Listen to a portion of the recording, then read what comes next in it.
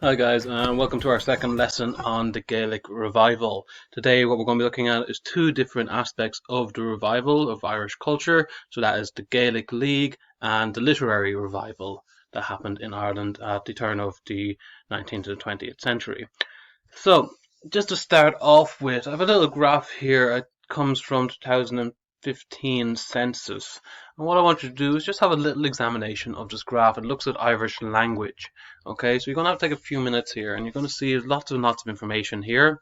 Alright, so you see on the left hand side, 96,090 persons living in Gaeltacht areas. Of these areas, 63,000 or 66% of people living in Gaeltacht areas could speak Irish. When we look over at the other side, you're going to see the kind of breakdown of people who are speaking Irish in their lives. How many people are speaking Irish? You know, are these some of the numbers might be somewhat surprising, some of them may not be. But basically, what I want you to do is when you look through all of this information, what can we learn about the speaking habits of people who speak Irish? Okay, so you'll see on the graph there, people spoke Irish within the education system. So there's 558,000 people speaking Irish in the education system. Now that could include teachers who are speaking Irish when they're teaching, all the different Gael schools around the country, which is teachers and students, all different things like that. Okay, so just going to ask you to pause here and just come up with three different points that you could learn from this graph about the habits of people speaking Irish. Okay, so well done if you've got a few points there. So we might learn straight away that whilst only 96,000 people are living in Gaeltacht areas, there's actually a huge amount more than that who speak Irish in some way in their lives. So you have 1.7 million, so huge difference, a huge amount more people saying that they speak Irish at some point in their lives, some point, in their ongoing lives, than people who are living in Gaeltacht areas. Um, we have a huge portion of those people speaking in the education sector. So we can see the education sector is very important to keeping the Irish language alive. We have, 31% of the people who speak Irish are speaking in education. Okay, we have 4.2%, or 73,000 people speaking Irish daily. Now, an interesting thing here is there is only that 63,000 of them seem to live, we would assume, are probably those people living in the Gaeltacht areas there. But that's another 10,000 people who are not living in Gaelic areas, but are still using Irish very regularly in their lives. We have another 111,000 speaking Irish weekly. Okay, so we might learn here that yes, there's a lot of people speaking Irish outside of the Gaeltacht. We might learn that we might be able to assume that people speaking on a very regular basis are living in the Gaeltacht, but are people living outside the Gaeltacht speaking on a regular basis as well. We can learn that education is very important to the Irish language. We learned there's a huge amount, so we look up 586,000 speak Irish less often. So a huge amount of people using it just on a as they come by it, okay? Speaking Irish every now and then. And then we have 418,000 people that never spoke Irish. Okay, so sorry. So this is the total number who responded to this was 1.7 million, and most of those people spoke Irish to some point in their lives. Okay, so it doesn't. It's a bit of a strange craft there in terms of why they never spoke Irish, or people who just never speak. They can speak Irish, but don't speak Irish. Sorry, that's what I'd be looking at. Okay, so you have a huge amount of people there. 25% of people who claim that they can speak Irish don't actually use it. So that's quite interesting. So maybe we need to be more active in offering people the opportunity to be able to speak the language. Okay, so lots and lots of information we can get from that graph there. All right. So today the main objectives we're going to look at are two different organisations that came up as part of the Gaelic revival. The first one is called the Gaelic League, and the second one is the Gaelic Literary Revival. Okay, so the first one is the Gaelic League, and the Gaelic League is a very interesting society. So it was set up in 1893 by a man named Douglas Hyde, who is the gentleman on the picture there, and another man named Owen MacNeill. Both very important people in terms of Irish politics as well. So MacNeill is very important in the Irish fight for independence. We'll look at him later on. He'll come up later. We have Douglas Hyde here. While not actively a politician for most of his life, he's much more involved in academia. He's involved in speaking of in promoting the Irish language. He works in universities. Very very intelligent man. But goes on later in his life to become a senator, and then he's actually the first ever president of Ireland. Okay, so he did a lot.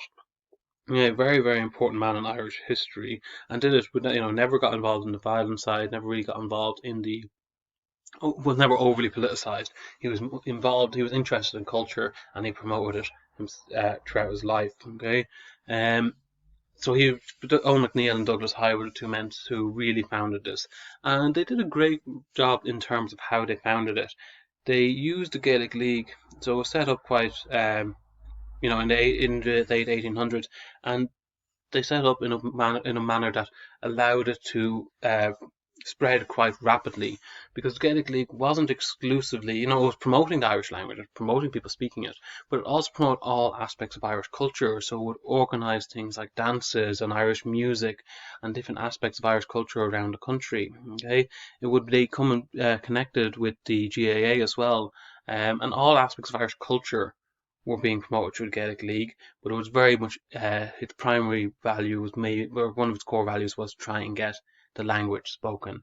They did a number of things in order to promote that. So they worked on standardizing the language and setting up an academic standard for the language so that it could be taken to universities and taught in universities. They organized for traveling teachers to travel around the country spreading the language and helping the people who wanted to learn the language, maybe hadn't had the opportunity, to be given the opportunity to learn the language.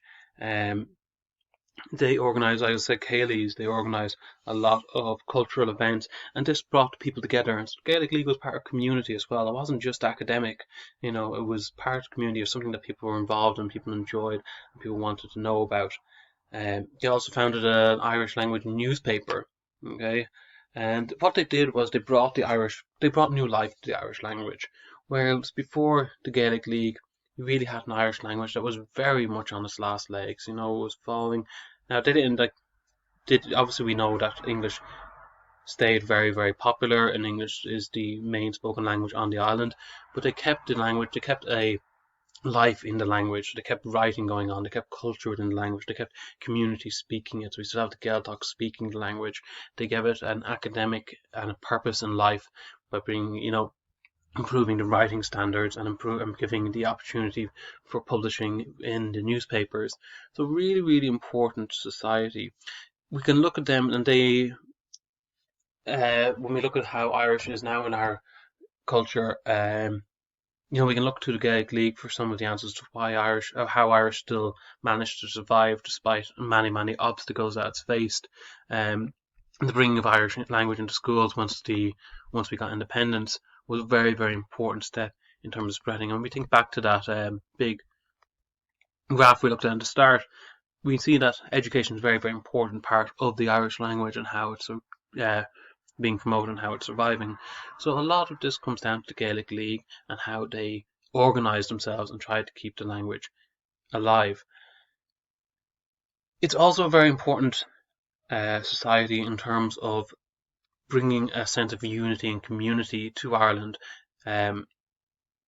It gave people who were interested in nationalist politics a chance to here come and join the Gaelic League. You'll find other people who are interested in the culture of Ireland.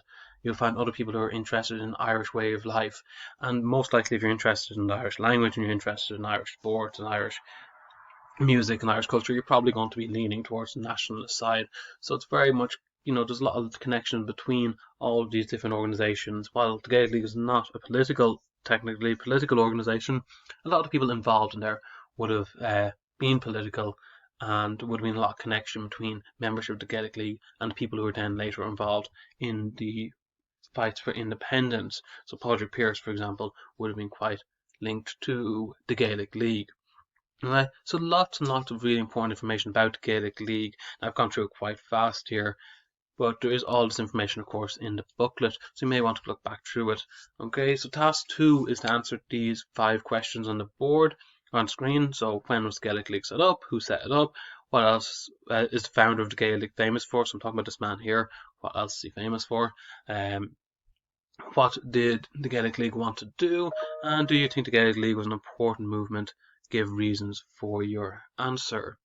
Okay, so we're going to move on then. So I suggest pause, obviously, and answer those questions. You're going to submit those questions on to me on Teams. We'll move on to task 3 as well. So another aspect of the Gaelic revival was what we call the Gaelic literary revival. And what this is it's bringing back a new life to Irish writing. Okay, so Ireland has always been a culture of storytelling. Okay, it's been a culture of talking. Okay, when we looked, you might remember when we looked at the documentary about the famine, that the one of the historians talked about how the west of Ireland before the famine was full of speech talking, was full of storytelling. Okay, we have a very rich culture in terms of different stories, the fairies, the leprechauns, banshee, all of these different stories. There's a lot there. Now, the famine we know really hurt the people of Ireland, really hurt the culture, and people wouldn't, telling stories is something that's very joyous. That can be lost through trauma. Alright, but the literary revival sought to bring a lot of this back. And these two people on the screen are very, very important to this. So the gentleman on the left-hand side of the screen is W.B. Yeats, and Yeats is considered one of the greatest poets in the English language. Okay, wrote beautiful poetry, mainly inspired by the west of Ireland, particularly around the area around Sligo. He's buried over there. If you go over there, you'll see there's a museum to him, and you'll see lots of you can visit a lot of the places that are mentioned in his poems. You can also see Lady Gregory, who is very, very important in terms of promoting the writing of Irish stories. She was mainly writing plays. One play that the two of these actually wrote together, Kathleen Houlihan, draws on Irish culture, and lots of their stories, lots of their poetry, lots of their plays draw on aspects of Irish culture. Okay, so both of these very famous writers, very famous playwrights in particular. Yeats then went on, became very, very famous in terms of poetry as well. He actually won the Nobel Prize for Literature. He was the first Irish person to win it. There's been 4 Irish winners of the Nobel Prize for Literature, which is quite significant considering the size of the country. Yeats was the first, but continued to write even after he won the prize. I think he won the prize in 1924, 25, somewhere around there. But a lot of his greatest works actually came after that. So very, very important person in terms of Irish literature. One of the big differences here that we're seeing compared to the Gaelic League is these people are writing primarily in English. So they're writing in the language that the people are speaking, that's the most spoken in the country. And they're also showing people that you can keep an aspect of Irish culture even if you don't have the language. Now, the Gaelic League is doing a lot of work to keep the language going, but what they're trying to show is that, okay, look, don't give up on the culture just because you don't have the language. Okay, you can still be part of Irish culture, you can still celebrate being Irish, and that's what they were doing through their writing, celebrating the Irish stories and the Irish culture and the Irish way of life through a different language, but still showing that they were still inherently Irish. Okay, so there are differences between, but again, they would have been quite closely linked. Some of the people in the literary revival would have been Gaeilgeoirs as well, and would have been linked with and would have been connected with, quite close to the people in the Gaelic League. Again, we're all working for quite a common goal here in terms of bringing the culture of the country back, even if they're not organised. It's like, oh, we're going to do this, we're going to do this, and just, there's no one setting up at the top organising who's going to be in charge of what section. But everything that they're doing is about reviving Irish culture, and they would have appreciated each other in a large way because of that. Okay, now in Ireland we will see, we still study a lot of the literature that comes from this time. Playboy, The Western World, is a play that came out around, or I can't remember the exact date. I think it was in 1914, sometime around then. Still studied all the time. Yeats, his poetry, still studied very regularly. These literary giants of the Irish history are still influencing how we write and how we learn about the English language in an Irish context, how we place ourselves as a country into the greater context of the literary world. They also, these two, Yates in particular, was very involved, and Lady Gregory, in setting up of the Abbey Theatre, which was used as a theatre for many, many years, many decades, as a place to celebrate Irish playwrights, right? And to show and to give opportunity to young playwrights to be able to hone their craft and be able to develop their writing. And you would be hard pressed to find an Irish writer nowadays who wouldn't be aware of these two, particularly, or wouldn't be aware of the people involved in the Irish literary revival, and wouldn't have read a lot of the poetry by Yeats, or wouldn't have read or seen the plays by Lady Gregory. And these plays and this literature is still very, very influential upon the writers of this country. Alright, so again, now task 3 is to answer these 4 questions. Let's answer the 4 questions on the screen now. So, who are the people in these pictures? What are they famous for? How was literary revival different to the Gaelic League? And do you think the literary revival has had long-lasting effects in Ireland? Explain your answer with reference not just to, both to what I've said in this video, but also you need to go and look at that booklet. There's about 3/4 of a page in the booklet about the literary revival. So go and read that and use that information as well. Okay, so task 2 and task 3 are going to be submitted to me on Teams today. Alright, thanks guys.